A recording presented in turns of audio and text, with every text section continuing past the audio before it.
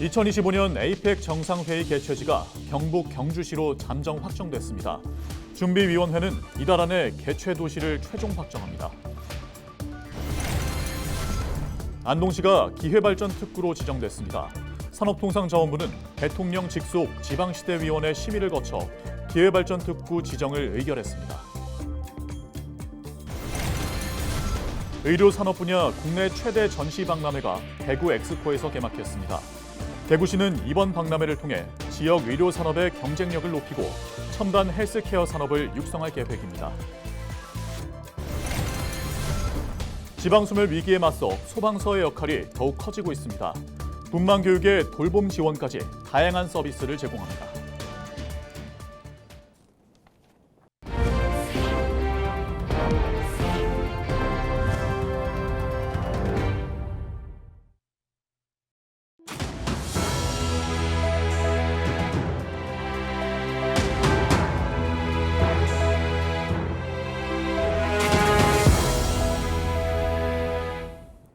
시청자 여러분 안녕하십니까? 헬로티비 대구 경북 뉴스입니다. 2025년 아시아 태평양 경제협력체 에이펙 정상회의 개최지가 경북 경주시로 사실상 확정됐습니다. 에이펙 정상회의 개최도시 선정위원회는 20일 4차 회의에서 경주를 내년 에이펙 정상회의 개최도시로 준비위원회에 건의하기로 의결했습니다. 선정위원들은 국가 지역발전 기여도, 문화관광자원 등 여러 면에서 경주를 최적의 후보도시라고 평가하고 다수결로 결정했습니다. 경주를 비롯해 인천, 제주 3개 지자체가 후보에 올라 유치 경쟁을 벌였습니다. 내년 에이펙 정상회의는 지난 2005년 부산에서 열린 이후 한국에서는 20년 만에 열립니다. 준비위원회는 선정위원회의 건의에 따라 이달 안에 개최 도시를 확정합니다.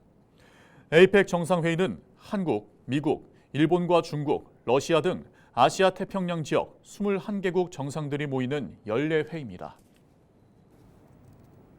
산업통상자원부가 대통령 직속 지방시대위원회 심의를 거쳐 기회발전 특구 지정을 의결했습니다. 대구는 수성 알파시티 등 3개 지구가, 경북은 안동 등 4개 지역이 기회발전 특구로 지정됐는데요. 특히 안동은 문화특구와 교육발전특구에 이어 기회발전특구까지 지정되며 정부가 추진하는 지방시대 3대 특구를 모두 석권했습니다. 이하영 기자의 보도입니다. 지난 20일 포항 블루벨리 산업단지에서 열린 지방시대위원회. 윤석열 대통령과 우동기 지방시대위원장, 이철우 경북도지사 등 8개 시도지사가 한자리에 모인 가운데 기회발전특구 출범식이 열렸습니다.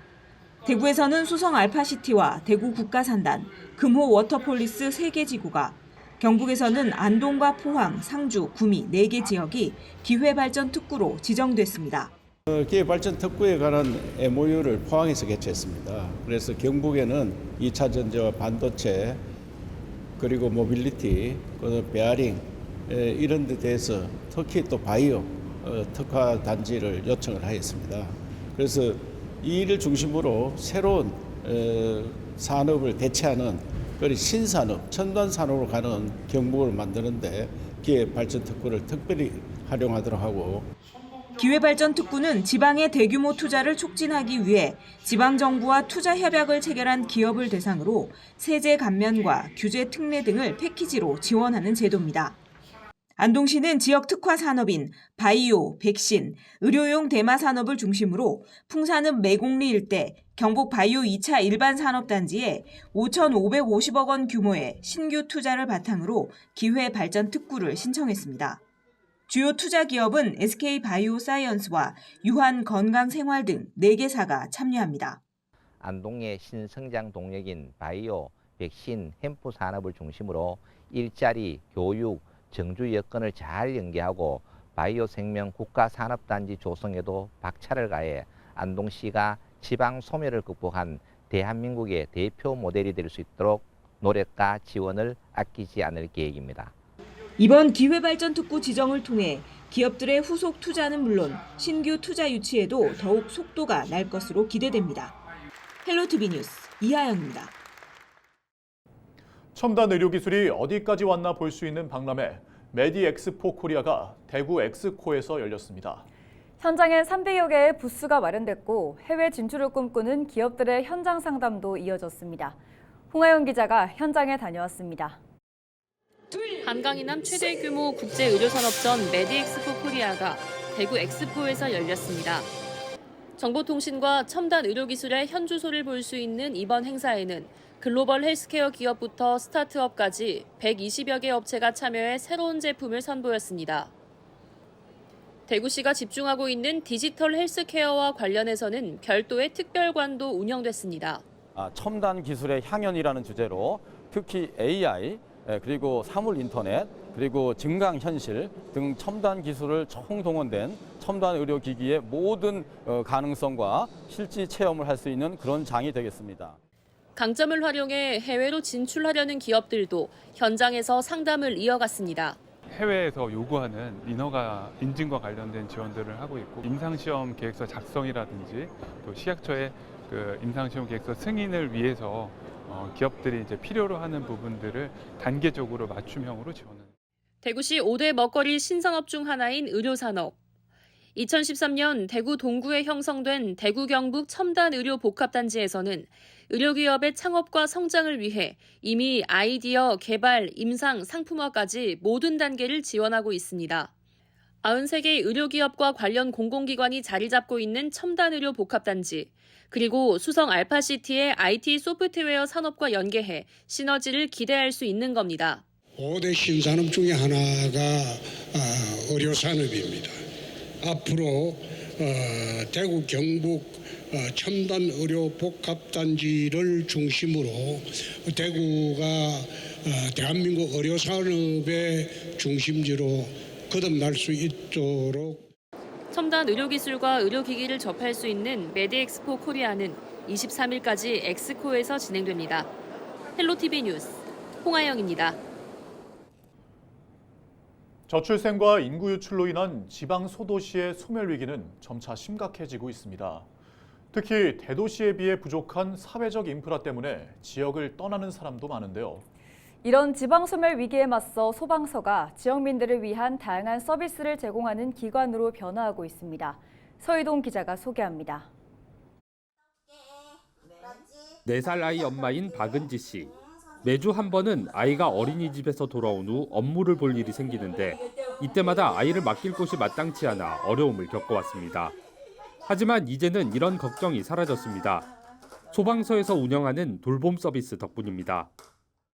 개인 사정으로 급한 일이 있었는데 봐줄 데도 없고 이런 상황인데 소방서에서 이런 걸 한다고 하니까 너무 잘 이용하고 있고 너무 좋은 것 같아요. 119 아이 행복 돌봄터는 경북도 내 모든 소방서에서 24시간 무료로 운영하는데 지난해 4월부터 운영을 시작한 영주 소방서에는 올해 5월까지 450명이 넘는 아이들이 찾았습니다. 돌봄 교육을 수료한 여성 의용소방대원이 상주해 아이들의 만족도도 높습니다. 소방서 구급대원들이 분만 교육을 받습니다. 산부인과 전문의의 지도에 따라 이론과 실습을 진행하는데 분만을 할 수 있는 병원이 거의 없는 소도시의 여건상 산모가 긴급하게 출산하게 되는 경우를 대비하는 겁니다. 병원에 올 때까지 분만이 안 되면 가장 최하선이겠지만 만약에 분만이 되게 되면 기본적으로 하셔야 될 것들을 가르치는 거죠. 또 한번 실습을 해놓으면 막상 다쳤을 때 그게 굉장히 큰 도움이 될 수가 있죠. 구급차에 탔을 때는 괜찮았는데 이송 중에 또 분만 그 현상이 일어날 수 있어가지고 그때 이제 응급차 안에서 분만을 또 건강하고 안전하게 할 수 있도록 해주는 그런 교육이기 때문에 꼭 필요한 교육이고. 출산이 임박하거나 조산 우려가 있는 임산부 등을 119 구급대가 병원까지 이송해주는 새생명 탄생 119 구급 서비스는 의료 취약 지역에 거주하는 임산부에게 큰 힘이 되고 있습니다. 이 밖에도 영주 소방서는 전 대원이 치매 관련 교육을 이수하고 치매 극복 선도 단체로 활동하는 등 지역민들을 위한 다양한 활동을 펼치고 있습니다. 네, 저희 소방은 화재, 구조, 구급 등과 더불어 시민들에게 한 발 더 가까이 다가가기 위해 아이 돌봄센터, 치매 안심센터, 분만 및 산과 특별 교육 등 다양한 임무를 수행하고 있습니다.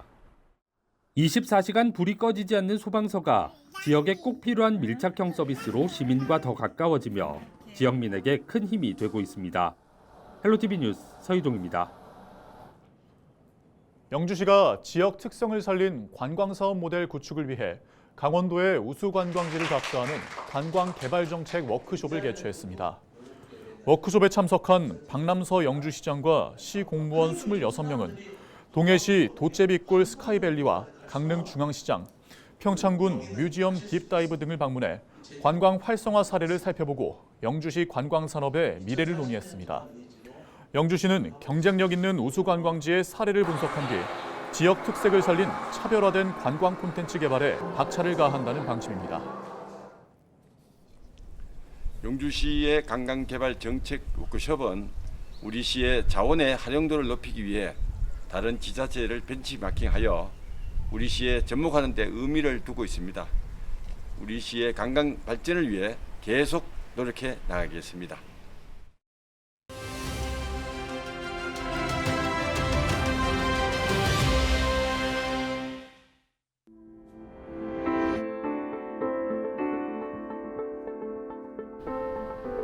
때이른 불볕더위가 전국을 강타하고 있습니다.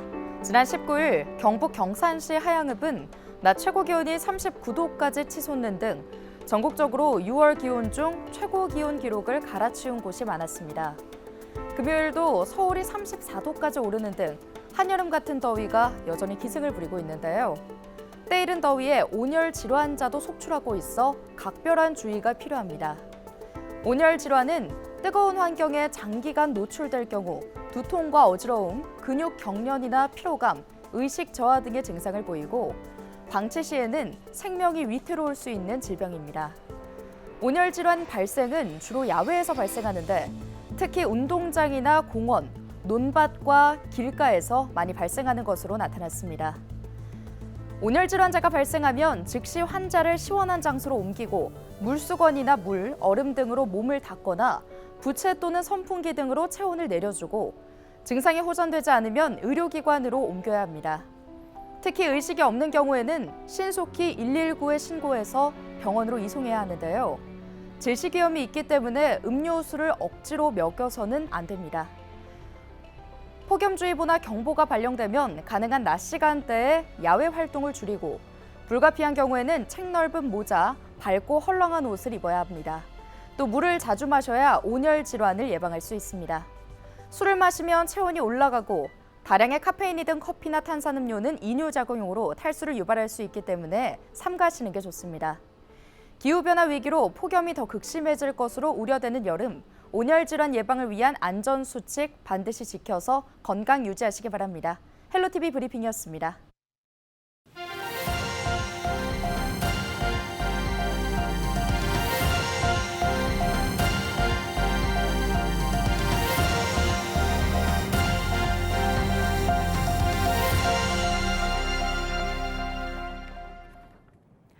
대구소방안전본부가 9월 30일까지 폭염 대비 구급활동 대책을 추진합니다.